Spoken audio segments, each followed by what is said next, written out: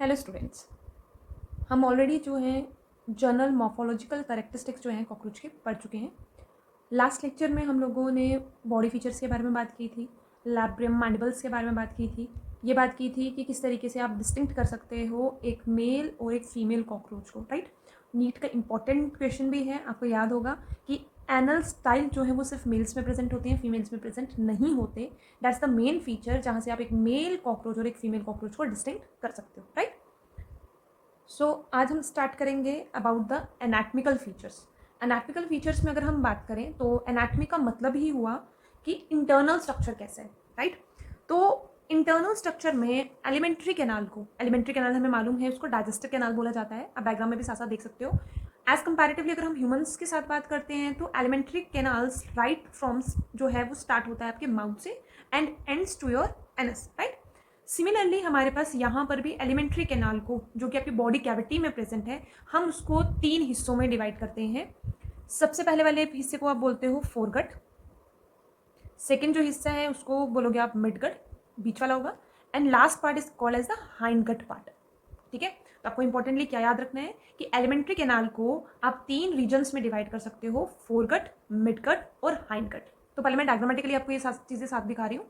अब देखो कि जो कॉकरोच, हमने लास्ट लेक्चर में जब बात की थी कि मैंडिबल होते हैं, राइट, हाइपोफैरिंग्स रीजन हाइपोफैरिंग्स प्रेजेंट होता है, लेबियम पार्ट होते हैं, मतलब वो माउथ के पार्ट्स के बारे में हमने बात की थी। तो सबसे पहले आपका माउथ ओपन होता है एक ट्यूबुलर स्ट्रक्चर में। आप यहाँ पे देख सकते हो, this is the tubular structure. यहाँ पर आपको दिख रहा है ये ट्यूब लाइक स्ट्रक्चर दिख रहा है, राइट। तो सबसे पहले आपका माउथ जो है ये इस ट्यूब लाइक स्ट्रक्चर में जो है वो ओपन होता है, जिसको आप बोलते हो फैरिंग्स, ठीक है। फैरिंग्स आगे जाकर देखो फिर से आगे एक ट्यूबुलर स्ट्रक्चर में ही जा रहा है, जिसको आप बोलोगे ईसोफेगस। पहले फैरिंग्स रीजन आएगा, then oesophagus.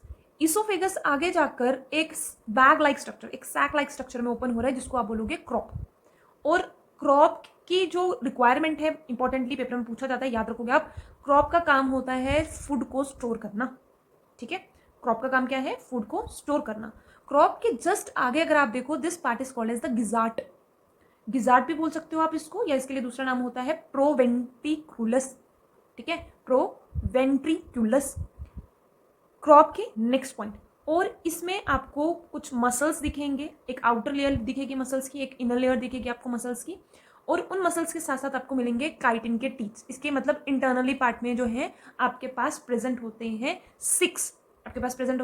6 chitinous teeth. That means वो काइटिन के बने हुए होंगे, ठीक है। अब सबसे पहले हम इसमें आगे लोकेट करते रहते हैं। हमने क्या क्या बात पढ़ी कि सबसे पहले आपका माउथ जो है it opens into a tubular structure that is called as the pharynx region, right. Pharynx आगे जाके फिर से एक ट्यूबुलर नैरो रीजन में ओपन होगा, जिसके लिए हमने टर्म यूज की ईसोफेगस। ईसोफेगस आगे जाके एक सैक लाइक स्ट्रक्चर, मतलब ये दोनों आपको याद रखना है ट्यूबुलर, ये ट्यूबुलर स्ट्रक्चर्स हैं, ठीक है। लेकिन फैरिंग्स के लिए याद रखोगे ये शॉर्ट ट्यूबुलर स्ट्रक्चर हो गया, और इसके लिए टर्म लिखी हुई है नैरो ट्यूबुलर स्ट्रक्चर, ठीक है।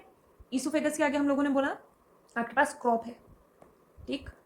क्रॉप जिसका काम क्या है? फूड स्टोर करना, right. It is a sac structure, ये आपका फोरगट में आता है। और उसके बाद क्रॉप के बाद बात करें तो क्रॉप हमने बोला आगे जाकर ओपन होता है गिजार्ट में, या फिर जिसको मैंने बोला आप याद रखोगे क्या बोलते हैं, प्रोवेंट्रिक्यूलस बोलते हैं, ठीक है। जिसमें क्या प्रेजेंट है? जिसमें आपके पास काइटिन के 6 प्लेट टीथ्स जो है वो प्रेजेंट है, ठीक है। काइटिनस मैंने यहाँ पर लिखा है काइटिन के, तो आपको याद रखना है कि यहाँ पर आपके पास क्या प्रेजेंट है? 6 हाईली काइटिनस प्लेट्स, जिनको आप क्या बोल रहे हो? टीथ बोल रहे हो। इसके अलावा हमने क्या बोला कि आपको आउटर और इनर, बाहर से भी और अंदर से भी आपको थिक सर्कुलर मसल्स दिखेंगे। गिजार्ट की लेयर्स की बात कर रहे हैं, जो आपको ये डायग्राम में भी दिख रहा है। इसके यहाँ बाहर पर भी आपको आउटर थिक लेयर्स दिखेंगी, और इनर में भी आपको आउटर थिक सर्कुलर जो है आपको लेयर्स देखने को मिलेंगी, ठीक है। तो गिजार्ट का काम क्या है? गिजार्ट जो है इसका मतलब, अगर फूड स्टोर, इंपॉर्टेंट याद रखोगे, फूड स्टोर यहाँ हो रहा है, लेकिन फूड का क्रशिंग पार्ट, क्योंकि टीथ यहाँ पर है, तो क्रशिंग और या आप बोल सकते हो ग्राइंडिंग, वो कहाँ पर हो रही है? वो ग्राइंडिंग पार्ट जो है वो आपके पास फोरगट में हो रहा है, ठीक है। तो फोरगट यहाँ तक आपके पास। इसके अलावा आप याद रखोगे कि आपका पूरा का पूरा फोरगट जो है it is lined by cuticle lining. ये आ गया all about the foregut. Repeat करो एक बार फिर से, क्या डायग्रामेटिकली हम बात करते हैं। सबसे पहले mouth open into a short tubular structure pharynx. Pharynx के आगे एक नैरो ट्यूबुलर स्ट्रक्चर है जिसको आपने ईसोफेगस बोला। उसके बाद एक सैक लाइक स्ट्रक्चर है जिसको क्रॉप बोला, जिस यहाँ पर फूड आपका स्टोर होता है। Then we have again a structure जो बाहर और अंदर दोनों तरफ से थिक सर्कुलर मसल से बाइंड अप है, लाइंड है, क्यूटिकल लाइनिंग्स प्रेजेंट है, और साथ ही साथ इनरली उसमें 6 हाईली काइटनस प्लेट्स प्रेजेंट है जिनको आप टीथ बोलते हो, और उनका काम है क्रशिंग करना, राइट। तो ये आ गया आपका फोरगट में, यहाँ तक ऑल क्लियर, ठीक है। नेक्स्ट पॉइंट अगर हम बात करें, नेक्स्ट हमारे पास है क्या, मिडगट के बारे में बात करते हैं।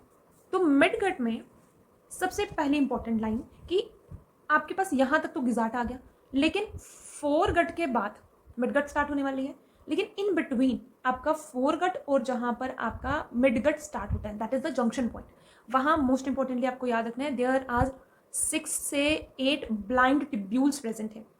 ब्लाइंड क्यों बोलते हैं हम इनको, क्योंकि यहाँ पर एक सिंगल ओपनिंग प्रेजेंट होती है। हमने एनिमल किंगडम में भी ऐसी चीज पढ़ी है, blind sac, tube within tube plants. तो ब्लाइंड सैक होता है जहां पर सिर्फ एक सिंगल ओपनिंग होती है और दूसरी तरफ से क्लोज होते हैं। तो आप ये डायग्राम में देख सकते हो कि आपको यहाँ पर दिख रहा है कि ओपनिंग यहाँ से आगे जा रही है लेकिन दूसरी तरफ से वो चीज़ ओपन नहीं है, क्लोज है।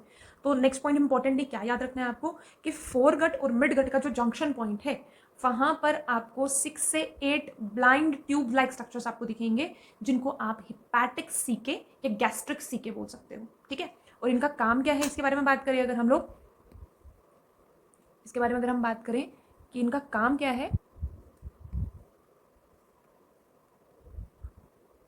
डाइजेस्टिव जूसेस सीक्रेट करना, राइट। तो मिडगट में हमने बोला कि फोरगट और मिडगट का जो जंक्शन है, मीटिंग पॉइंट है, वहां पर आपको 6 से 8 ब्लाइंड टिब्यूल्स दिखेंगे जिनको आप हिपैटिक सीके या गैस्ट्रिक सीके भी बोल सकते हो, जिनका काम क्या है, डाइजेस्टिव जूसेस सिक्रीट करना, डाइजेस्टिव जूसेस सिक्रीट करना, ठीक है। ये नेक्स्ट इंपॉर्टेंट पॉइंट जो आपको इसकी एनाटॉमिकल एलिमेंट्री पार्ट से पता होना चाहिए, जहाँ से क्वेश्चन पूछ सकते हैं, ठीक है। अब इसके नेक्स्ट आगे क्या, ये हो गया मिडगट।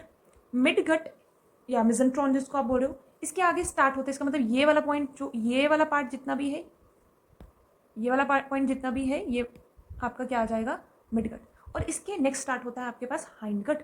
तो अगेन मिडगट और हाइंडगट का जो जंक्शन पॉइंट है वो पॉइंट, राइट, वहां पर आप देख सकते हो आपको थ्रेड लाइक स्ट्रक्चर्स दिख रहे हैं, ठीक है। ये आपके पास बिल्कुल filament thread like thin structures हैं, तकरीबन 100 से 150, राइट, 100 से 150 yellow colour thin filamental structures जिनको आप बोलते हो मालफेजियन टिब्यूल्स। अगेन एलिमेंट किंगडम में हमने ये बात पढ़ी है, मालफेजियन टिब्यूल्स जो है they are meant for the excretion purpose, right.